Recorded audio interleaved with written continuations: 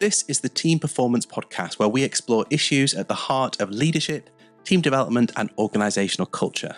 I'm your host, Mark Gilroy, and in this episode, we're joined by Andy Fieldhouse, author of Getting Teamwork Right and a systems coaching expert. In this episode, Andy shares some of his favourite stories from the team coaching field, including his views on the biggest superpower a leader can have, how his experiences as an expat child shaped his coaching journey, and how working with teams is a bit like whitewater rafting. Welcome back to the Team Performance Podcast, and today I am delighted to be joined by Andy Fieldhouse. So Andy is an ICF certified team coach. He's author of a best-selling book, Getting Teamwork Right, and founder of a company, The Team Space, which helps organizations build happy and successful teams through team coaching and team building programs. Now, Andy, you're originally from the UK, aren't you? But you're based elsewhere. Yep, that's right. And thanks for having me on today.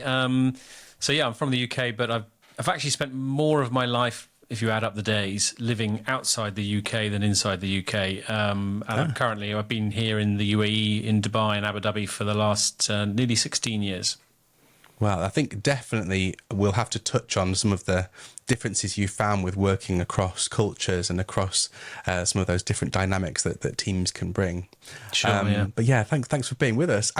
Maybe a good place to start is with a bit about your leadership journey. Can you say a bit more about what leadership has been and is for you?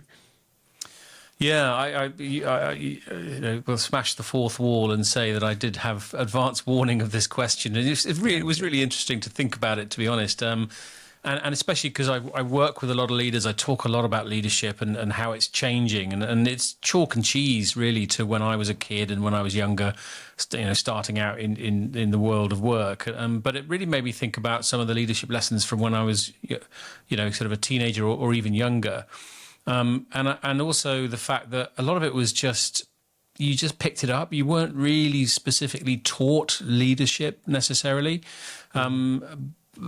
And I have the example of leadership, how leaders lead by what they do, and often without thinking about it.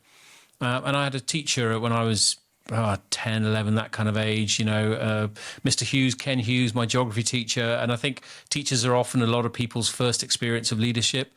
And he just a wonderful guy, great example, stuck up for me in difficult times, just a really, looking back now, I can draw the lessons of how he did it. And I also, later in my teenage years was in the cadets, CCF at school.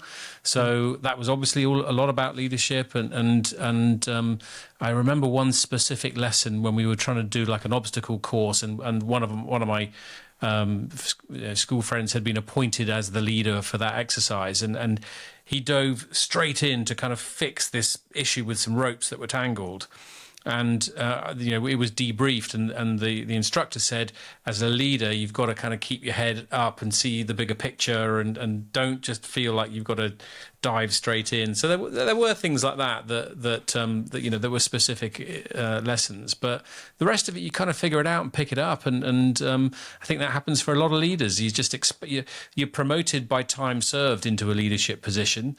I've been here longer, so I'm going to be the next leader, and you're not necessarily equipped. So I think it's a big and important thing to equip leaders with the right tools, techniques, skills, abilities, which you can learn. You don't have to have it innately, so that they can lead teams effectively. Yeah, I think it's so fascinating that so many people, when asked about their first experience of leadership, end up going back to school and thinking about teachers, and yet we don't get taught anything about the process of leadership or the kind of the skills that are associated with leadership as part of our traditional schooling. I think it's a great shame, because you're right, people just sort of stumble into it, don't they? They sort of stumble into leadership by guesswork, a bit of osmosis, a bit of, I'll take a bit from here and a bit from here, from kind of exemplars that I've come across in my life so far. And over time, you kind of develop an understanding of it, what it is and isn't, and also your own style becomes a bit of a blend of everything that shaped you.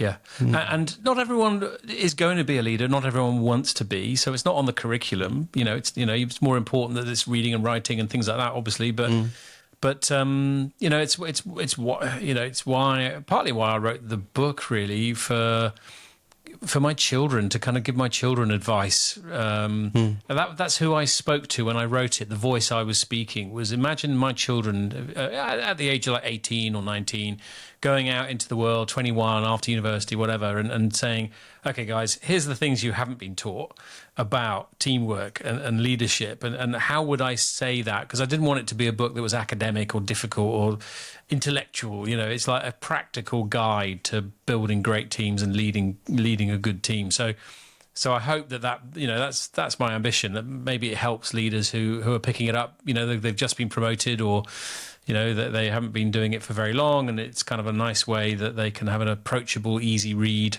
And maybe my children, when they are that age, will pick it up if they aren't fed up with old dad by then. Don't listen to him. Yeah, it's a nice thing to be able to have, isn't it? I think have a bit of a roadmap for leadership. I think there's all sorts of stuff that gets in the way if you're the sort of person who's kind of been stumbled upon leadership, and maybe has had it bestowed upon them by somebody because of time served, like you say, or in the case of family businesses, you happen to be the eldest, is a classic one. And sometimes with that can mean that people don't feel comfortable asking for help, because it involves challenging that sense of, maybe I wasn't the right choice, or maybe there is more that I need to know about this other than the fact that I have done the most time, or I am the eldest sibling in the family. Yeah. So being able to have a simple and straightforward guide and a roadmap to follow, and like you say, it is a set of skills that can be picked up. Yeah. It's enormously helpful. And sadly, I've just written a blog post. I just published a blog on this just now. The concept of, labouring under the misapprehension as a leader that you have to be a leader and strong and powerful and knowledgeable and infallible and you can't make a mistake, and lack of vulnerability. And it is just wrong, and it needs to be stopped. I mean, this is how I was taught, as that's what the osmosis of leadership in the late 20th century. It was inherited from 100 years previously, and it's just not right. You can only lead in the way that you lead. Leadership is individual. You just give it your best shot, and it's all right if you make a mistake. And so, if you don't know, it's all right to put your hand up. And the example I use in the post I just wrote, I was working with a team a year or so ago. Senior team in the business. The business has been tasked, the team had been tasked with leading the growth of the company and taking it from $4 billion to $10 billion. I mean, a huge job ahead of them. And they got in a room with the beginning of this journey to sort of really cement the team and get my help with that. And we did an exercise around being comfortable speaking up, and everyone could write Post-it notes, answers to questions, and put them on the paper. And one of the questions was, what is causing you anxiety or fear? And, people could answer that, didn't have to, but they did. And one of the Post-its that was written said, am I the right leader? And so I immediately noticed this and was like, wow, that's obviously come from the team leader. So I said to her, do you mind if I draw some attention to that? And she said, that's exactly why I put it up there. And so everyone sat down, and I said, let's talk about this one. And I just read it out and let it sort of go to the team. And she said, yeah, okay, well, obviously that's mine. And then she started to articulate, I worry. I mean, we've got this huge task, and I just, sometimes I lie awake at night and, imposter syndrome. I don't know if have I got the right stuff, all of this kind of stuff, which everyone has, everyone thinks. But as a leader, we're so often just like, no, I can't express that. And this is the counterintuitive nature of vulnerability, that everyone thinks it's a weakness, but it's the biggest leadership superpower. To be vulnerable actually creates a reaction. And it is one of these things that is and I see a lot of human behavior in the coaching room, and I see things that transcend leadership, hierarchy, culture, experience, age, sex, whatever, whoever you are, you're a human animal. And once we are committed to the group or the team or the community that we choose to be on, it comes with a kind of, a need and a way of doing things that is deeply instinctive, and we will support the vulnerable in our group. That's what we do. And so rather than being laughed at or being judged or anything else, actually what happens is a leaning in, is a support. And this is what happened in this room, is that people almost physically, and as a coach, you're tuning into this kind of stuff. So you're really hyper noticing. And it was almost like the group started to kind of get round her almost. And then when she stopped talking, they kind of supported and said, no, wait a minute.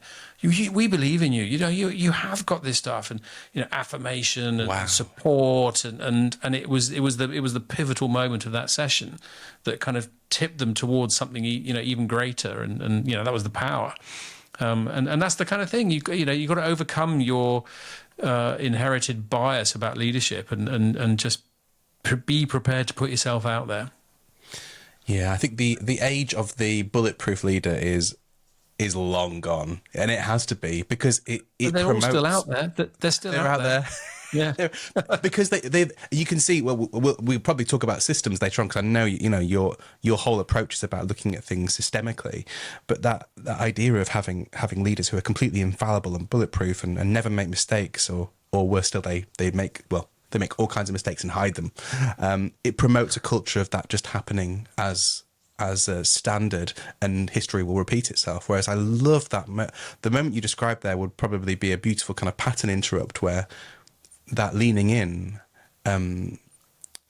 created the tone that everyone could then follow. I've seen that happen before as well, where people, even just a really small and nuanced question like, Can I ask you for some advice around that? It conveys so much in terms of vulnerability, rather than just I'd like your advice. The kind of, I'm a big believer in the rule of three. It's a great, if you're ever trying to, create an idea or, cement an idea, the power of three great words, 3 great words for leaders. One is, 3 of them are, tell me more. Or never accept the first answer. Tell me more if you've got time. And the other is, I don't know. I don't know. It's all right. Don't try and make it up. If you don't know, ask them. They probably know more than you do about certain things. So yeah, don't be afraid to say you don't know as a leader. Yeah. Yeah, and I love those, and they work in all kinds of forms of life. I'm thinking about from a parenting perspective as well. I try and say that to my kids as often as possible, because of course de facto they're the ones that look up to you, and they think you know everything. I always find it amazing that they could think that you could know all of these things, and saying I don't know is a really important thing, I think, to be able to share with all kinds of people in a variety of scenarios. I have a 7 and a 9-year-old, and you are a leader and a teacher, and a referee. And but one of the things that my wife was telling me, she's very good at this kind of stuff to point out to me, is show your children that you make mistakes. That you are imperfect, so that they don't feel that they have to be perfect. My daughter in particular worries a lot about, she's inherited the gene from me about caring too much about how other people think about you. And it's important that she learns that she's never going to be perfect, and you can only show that by example at this kind of age. So I had a small prang in my car, my little reversed into someone by accident, and I was made sure I went to the kids, guys, I made a mistake today. I reversed the car out of the carport and hit another car. But I framed it as, I made a mistake. I got it wrong, but it's all right. We're going to fix it. So, it's important to do that. Before we get into your team coaching journey and what that's brought to your approach in the development space, you mentioned just a second ago about a quality that you have around caring too much about what other people think. How has that shaped your approach when it comes to working with teams and leaders? Okay. Hugely makes me very good at what I do, if I may say so myself. But it is it's the blessing and a curse, right? And I know where it comes from. I know why it exists. Essentially, and I suppose this is my origin story. And when we're kind of jumping ahead to the next question about why team coaching and all that kind of stuff. It goes back to my childhood, and I was an expat kid. My father was a British Airways country manager, so we moved around the world, different countries every 3 years. So I had to go back to boarding school in the UK. As an 8-year-old, this was a very traumatic experience, being separated from your loving family and placed into a perfectly nice school with lovely teachers, but a long way from your comfort zone, and you're just not equipped at that age to be able to emotionally process that. And you quickly work out that you just have to fit in and find coping mechanisms and learn the skills that you need to learn. And be the grey man, because anyone who looked and sounded remotely different to everyone else was immediately picked out of the crowd, and so you just fitted in as best you can. And I guess what it gave me was a sense of how difficult it is when you are part of something but you're not. You're in something, a school or a team or whatever it might be, but you don't really feel like you belong. You don't know how to act. You feel like you're being judged at every turn. You hesitate, you fight, flight, freeze, all of this kind of stuff. And I've worked this all out looking back on my life, that then I spent my life trying to belong. And I joined companies and played sports and did things that allowed me the opportunity to be part of great teams, and to see the contrast and feel the contrast between that experience at an early age. And later on, just the amazing things that happen when you are with people with high trust, and you're focused on a goal, and you know what you're there to do, and you're achieving things. And for me, that's why I chose rugby as a sport that I played for 25 years, because of the physical danger nature of it. I think also looking back that it gives you almost like a heightened sense of teamwork and belonging and camaraderie and ethos, because it's physically dangerous, relatively speaking. And so those moments in the changing room, looking people in the eye and kind of going, we're going out there, and just knowing that they're going to do it for you and you'll do it for them, and it's magic, right? So that really made me kind of look at working with teams, and your question around empathy and caring too much is the point. Is that I never want to let people down. I don't want them to to not like me, because please don't make me alone again. Don't let me be lonely. Don't let me be alone. I'll do anything to avoid that. And so it is great, because it means that I care deeply about the experience of working with the people I work with. But it also means that in some walks of life and some things that I do that can be difficult. I can be slow to make a decision. For example, as a leader, when I was leading a team and you had to discipline people who made mistakes, it's tough. I had to fire somebody who had stolen from the company, and clear cut and dried. I mean, she was lucky we didn't call the police. And I still found that the most hard thing to do, and lay awake at night the night before thinking, oh my God, I've got to go and do this thing, and what's she going to... Doesn't matter. Yeah. Other people are like, what are you doing? She's gone. Get rid of her. She stole money, But I have a problem with that. So and it's a work in progress. I'm aware of it, but it still shows up for me as a thing. But I lean on it as a coach.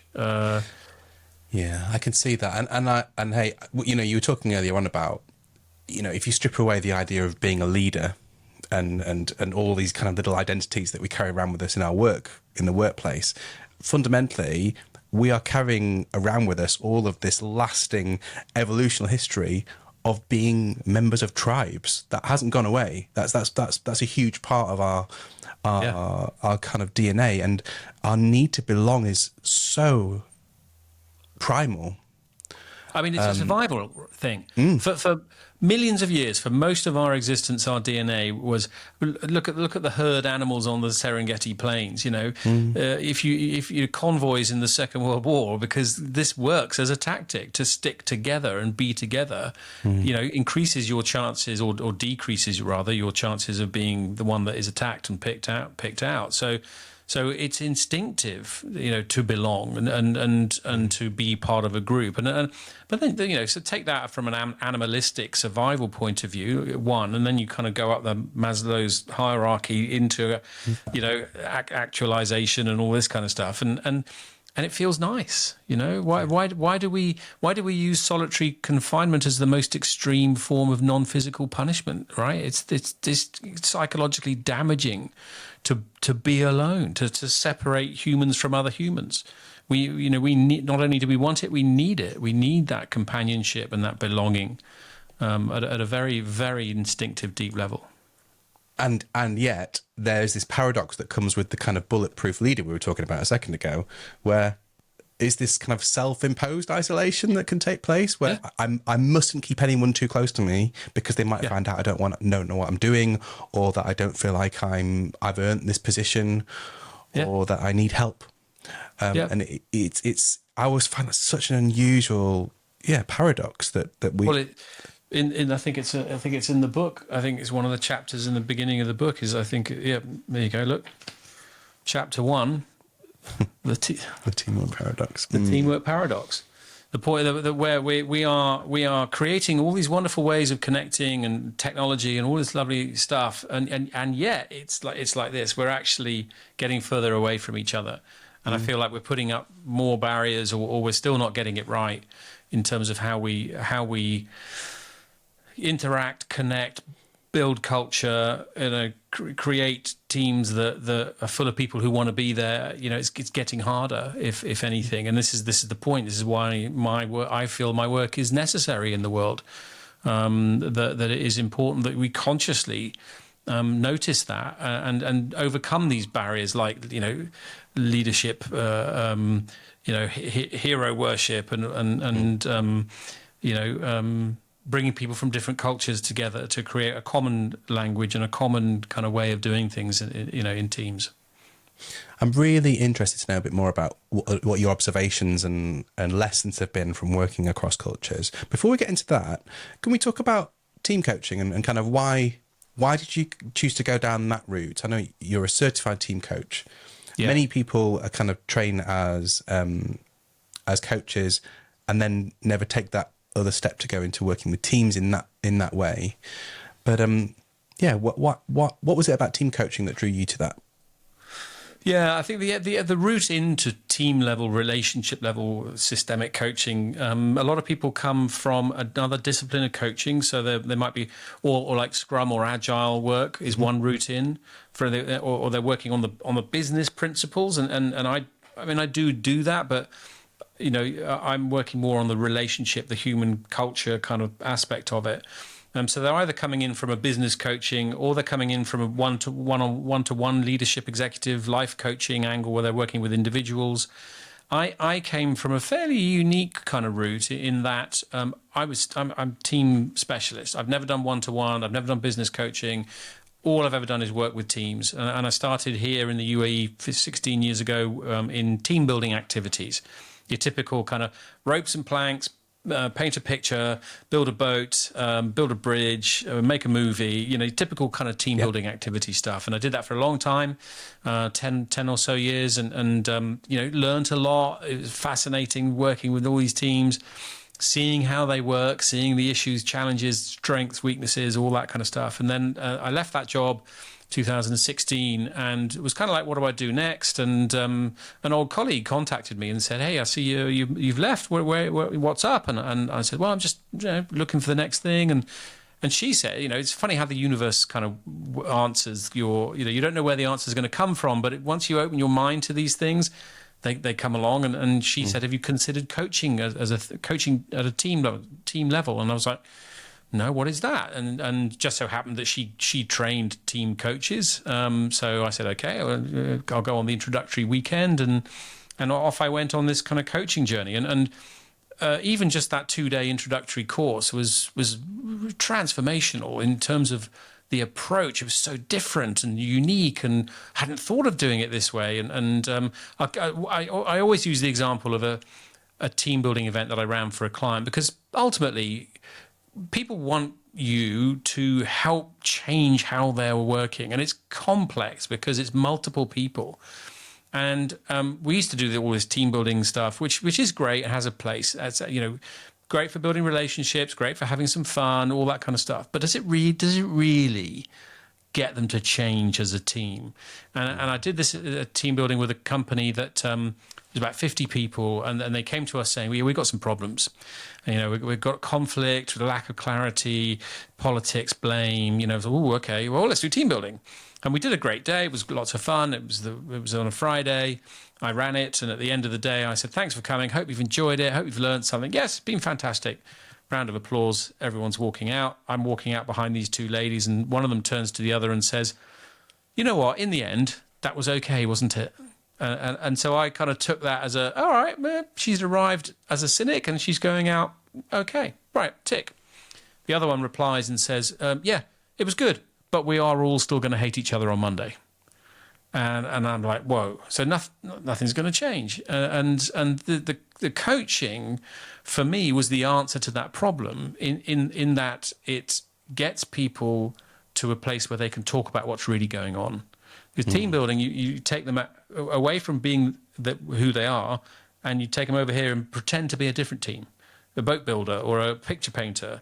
And yeah, great. And you'll learn some lessons about teamwork. But if you're not really talking about what that means for you as a team and what's really going on, is it going to change? So I went, I went on the courses. The program that I trained in, and there are different ones. Many different ways of looking at team relationships. But I'm certified in Organization and Relationship Systems Coaching, ORSC.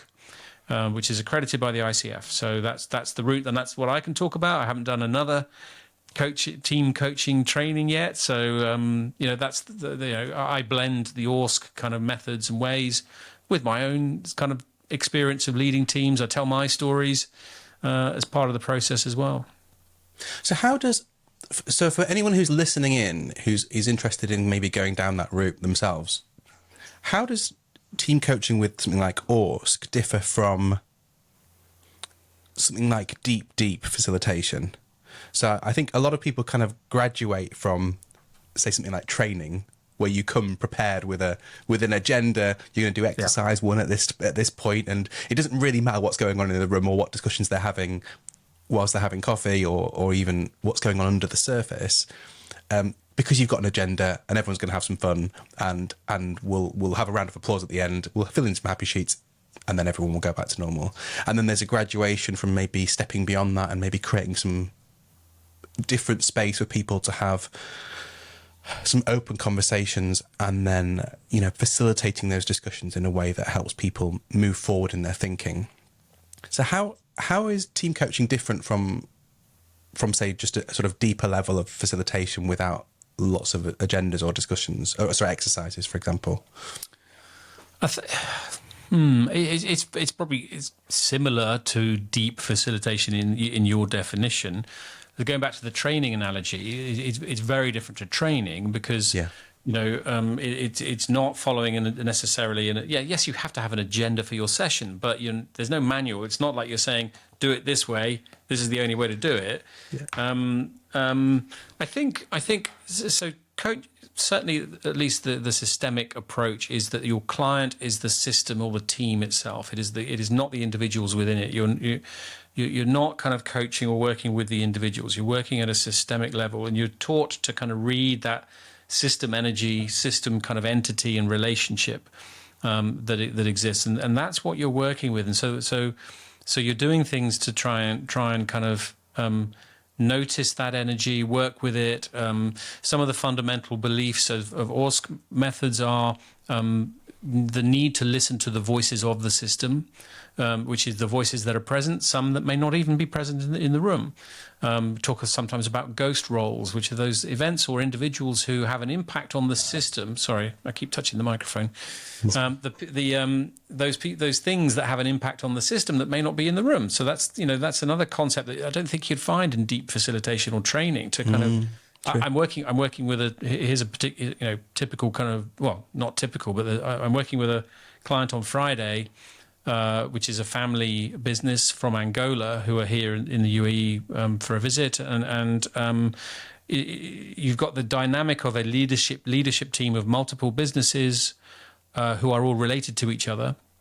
Brothers-in-laws, cousins, and one of the family members died a year or two ago. And for me, when they give me that brief, I'm listening to that, and I'm curious, with no judgment. I'm curious as to what that is playing out into this system's existence, and that would be a ghost in the system. A previous close member of the family who's passed away. So you're looking to work with that and kind of see. I mean, I'm not going to maybe it's fine. Maybe they're all fine with it. Maybe not. So you've got things like that you're looking at. You're working with the system. You're listening to the voices. You want to promote a deep democracy, which is allowing expression. Your job is to be a mirror to the system, and at a systemic level.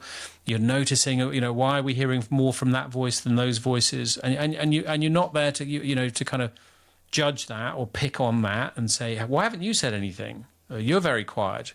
You would more use the kind of question of, I'm noticing, here's the mirror, right? I'm noticing we're hearing from some voices more than others.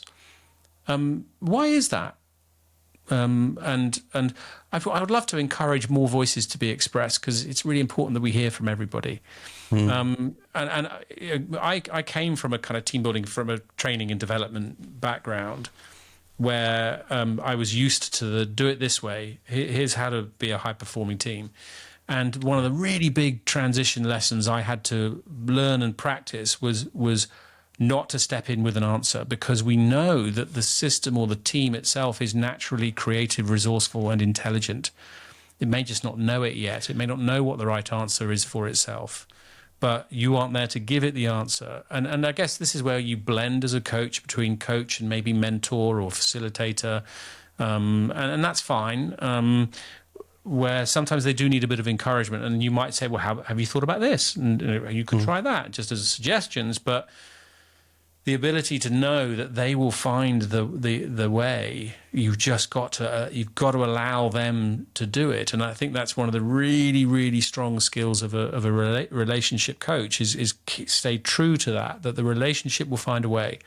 You are there to help change the frame, change the energy, explore in different ways. We use a lot of movement, a lot of standing up, a lot of position. Geographical position is really, really important in team coaching, of where they stand. Get them up, shake it off, move them around. It'll elicit new information and awareness, which is what you're trying to do. Just put more information on the table for them to play with and work out, and even learning where you stand, how you show up as a coach. Where even a subtle turn of the shoulders or eye contact, too much one way or the other can really make an impact. So it's not easy sometimes. Yeah, and I think that's the thing, isn't it? Where you've got, I can imagine from a client's perspective, if they're used to having very traditional team building activities, and suddenly they're presented with this option of, okay, so this is going to be a space where we're going to explore some issues. We don't know what they are right yet. That could be potentially quite a scary thing for a group who's really accustomed to having an agenda, but far more empowering for them to own it. You're absolutely right, because also a lot of the stuff that the influences on ORSC training come from a wide range of different sources. I apply the techniques in the corporate world with a certain corporate audience mostly. I had coaches I trained with who work with families. I know someone who exclusively coaches couples going through divorce, for example, the end of a system relationship.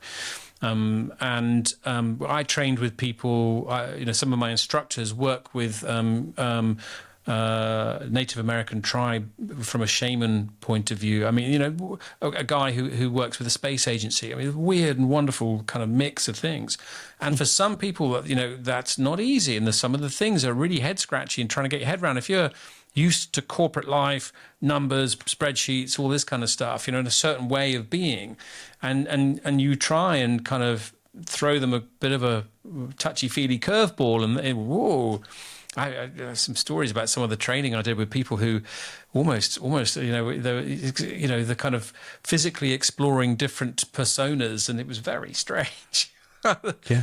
As an experience, and not for me. And that's another thing. As a coach, you've got to show up as you as a coach. And some of the stuff that I trained in, I felt uncomfortable with and didn't really get it, and I don't tend to use it. And that's one of my edges as a coach that I should overcome is to explore that, because that might be the right thing for that client. And if it makes me uncomfortable, doesn't mean it's uncomfortable for them. So you should be aware of that, and working with teams who are used to being a certain way, by pushing them encouragingly into a different frame or a different experience, different way of thinking, left brain, right brain, creative, it's like, oh, what's this? Yeah, that's deliberate. That's why we're doing it. It's meant to be uncomfortable, because that's where the information is. And if we just plow the same furrow day in, day out, like they do at work, just doing the same thing, the point of the coaching is to disrupt and mix things up, and give them some different ways of looking at things, and that's where some of the magic can come. Yeah, you're making me think about someone I used to work with who was actually they trained as a teacher, then became a trainer, and really struggled with the kind of the work that required lots more facilitation. And the key reason that they struggled is because they used to spend hours and hours and hours preparing for workshops. And I used to try in my efforts at kind of sort of mentoring and coaching that, used to really try and challenge that and push back around that and say, well, why you don't need to do that, because your ability is here, your confidence is here. What seems to be going on here. And as it turns out, they were just incredibly anxious that somebody might ask them a question in the room in front of everybody else that they didn't know the answer to. Yeah, that was the source. It was actually having to prepare for anything that could come up. And my take on that was always, it actually doesn't matter, because you're not the person who's supposed to hold all the answers in that space. The group have it, and you can just pull that out of them using your skills and techniques. And it was a bridge too far, I think, for that kind of that teaching model of I am an expert and I must hold everything and be positioned as an expert in the room.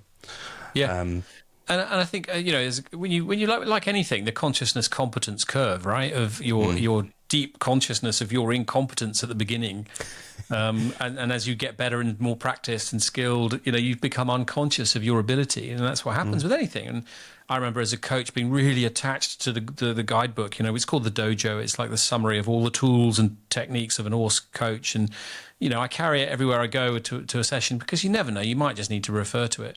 But I needed it. I needed to have that comfort zone, and I do less now, and I don't take it with me everywhere. And I remember again in the training, the coaches who were training us saying, the tools are all the tools of coaching, which is, it's almost like, do it this way. Here are the steps to follow. Say this, do that. Set them up. That's eventually you get to the stage where you can just walk into a room and you don't need your dojo, you don't need the tools, you can just start the conversation and you just know where to go and how, and then right, let's try this, let's try that, and it's not about the guidebook or the manual or the prep. Yes, you still need to do that, but really good coaches could just walk into a room and start if you had to, and they're better for it, I think, isn't it, when you're starting from a blank sheet with no expectations, or I see what you mean. There's the planning piece. It is important to plan, but not to plan how things are going to go necessarily. Yes, do not be attached to an outcome.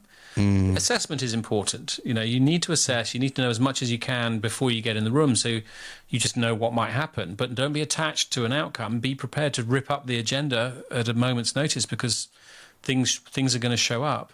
And the other really important thing is, I remember doing the training, and at one point, like halfway through, it kind of the cogs kind of click at different times for people, and you have to go through moments where you doubt the process, and you're like, am I doing the right thing here? This stuff's weird, but no. They say in the training, they say it won't make sense today. It'll make sense in 2 days' time when we get to the end. When we get to the end of this, and it does. And I remember a moment where it all started to click into place for me at that particular moment. And there were like 20 of us training and in the room. And I just went, whoa, hold on, guys.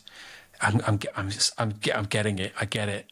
And I am feeling a tremendous sense of power with this stuff. It's incredible what you can create and do and make people think just by putting words in a certain order. It was like bang.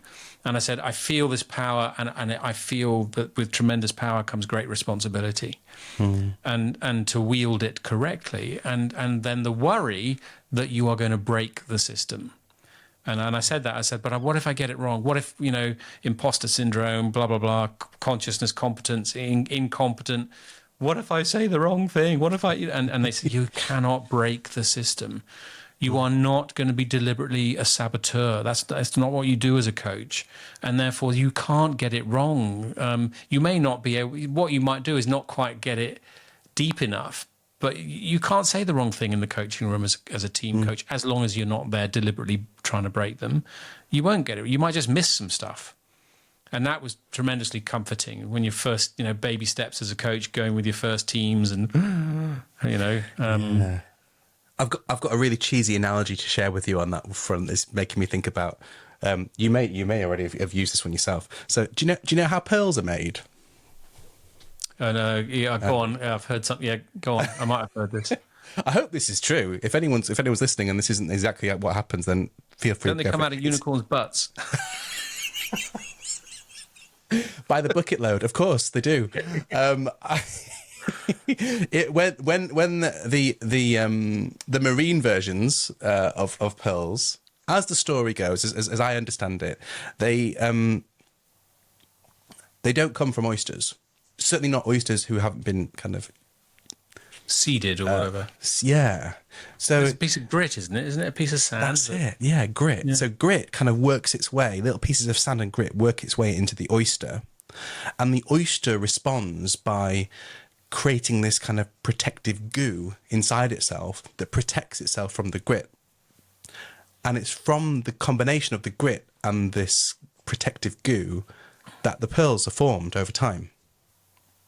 And I think sometimes that's kind of our role, isn't it, in that space of whether it's facilitation or team coaching, is that you have permission, if it needs it, if the system needs it, to be that grit and provide that provocation, whether it's a question or maybe a little gentle prod, to say, what do you think about this? And then the system will usually respond by reaching out to protect itself from any kind of invasion. But from that interaction, then these pearls, maybe of wisdom, are formed, and the system is able to change as a result. Yeah, and you're right. Sometimes as a coach, you niggle and needle, and obviously respectfully and politely, but you contract with the team or the system before you start. The first thing you do is to how should we be in this room? How should you be with each other? How would you like me to be with you? So there's guidance for each of you on and sometimes it is challenge. Quite often they say challenge us, push us, and I always say, are you sure? Because I will do that if you want me to, but be sure. Oh, okay, yeah. And that gives you permission to not let them off the hook. Sometimes you've got to be really careful. You don't want to annoy people, but sometimes the teams in the room are in a coaching experience it's an edge process, and it's edge theory is part of the coaching thing. To try and explain it briefly is we exist in levels of reality: primary, secondary, and what's called the essence. The essence level is the kind of the universe. Those things that as soon as you become aware, it's come out of essence. It's just what is swimming around. Like I said earlier, it's amazing when you kind of think, how am I going to do this? And then the solution comes from somewhere that you didn't expect. That's like the universe talking, right? But the primary is where we are now. I'm sitting at my desk. This is happening in this moment. And the secondary is kind of like, what's the future? And what's that look like? Like, I'm suddenly hungry. Where shall I get my lunch from? And that's a small edge. And then there are big edges, like, I work with teams, for example, team recently, should we move our head office to Saudi Arabia? It's like, oh my God, it's unknown, it's the secondary, it's the future. And so you're constantly coming across these edges in the coaching room because the team is changing and emerging into some new reality, and that's where it wants to be. That's why we're coaching, is because they want a different state than the one they're currently in, and those edges can be difficult, and it can be hard to do, and you become aware as a coach of edge behavior for people. Which can be laughter, it can be silence, it can be tearful, aggressive, uncomfortable. There's all sorts of how it manifests, and sometimes they don't want it, and they want to shut it down, or and you have to judge whether or not you let them, or whether you say no. You said to challenge you. I'm not going to let you off the hook. We're going to stay here, and it's called the lion's roar. The lion's roar is the lion roars on the edge. And whilst it's roaring, it's information, it's awareness, it's, there's stuff there that it will help. And so you kind of, I remember the analogy of whitewater rafting. I did some whitewater rafting once, and so a good whitewater rafting guide can get you on these rivers into a position where the boat kind of just, it's not going down the river. It suddenly gets caught on a kind of back wave or something, and it can kind of, almost like a rodeo riding this wave, and it's whoa, but the raft stays still in the river, and it just sort of bucks for a few seconds, and before he lets you out, and off you go. And it's like that. You get them onto the edge, and you don't let them off the edge. You kind of hold them there because, it's uncomfortable, but there's information, and they're about to topple over into the secondary, and then you can do a kind of thing of like what's called kissing them over the edge. It's not literally kissing them, but you can just push, and ask a question or suggest or whatever, boom, and over they go. It's fascinating. I love that analogy. Thank you for sharing that, Andy. Yeah, it's a really, I imagine for anyone who's listening who's never fully grasped what team coaching looks like or can achieve or would even feel like being part of, I think you've described that really, really clearly there. I'm gonna borrow that analogy of the raft. Thank you. Now, before we got started today, we did share with each other, we probably could have an entire conversation about multicultural teams. So I'm wondering whether we've had such a wide-ranging and for me, full of insight conversation. Would you mind coming back another time, and we'll talk about some of your experiences with multicultural teams in the UAE and elsewhere? Yes, I'd love to, because I think it's an important topic, and I've got lots to share, lots of stories, lots of examples. So I think it would be an interesting thing to do. So I would love to come back. And I would love that too. Thank you very much. Before we start signing off, if anyone wants to find out a bit more about what you do, maybe even get in touch with you, what's the best place for people to find you and do that? Just the usual, really. The website is theteamspace.com, the Teamspace, and LinkedIn. If you just put Andy Fieldhouse into LinkedIn, I'm fairly unique. There aren't many of us. My name's pretty unique, unless you're from Yorkshire, where the family name's from. There are more Fieldhouses in Yorkshire, apparently. Didn't know that. And I am from Yorkshire. I know plenty of Fieldhouses over here. Thank you. Yeah, well, I'll make sure I drop a link to that in the show notes, along with a link to your book as well. Thank you once again, Andy, and we'll look forward to conversation number 2. Take care. Indeed. Bye-bye. If you enjoyed this episode, please let us know by subscribing and leaving a review on your favourite podcast app. Meanwhile, if you're interested to learn more about how the PCS approach can help you explore leadership, performance and culture within your business, get in touch with our team at performanceclimatesystem.com, and we'll be happy to help. See you next time with another great guest.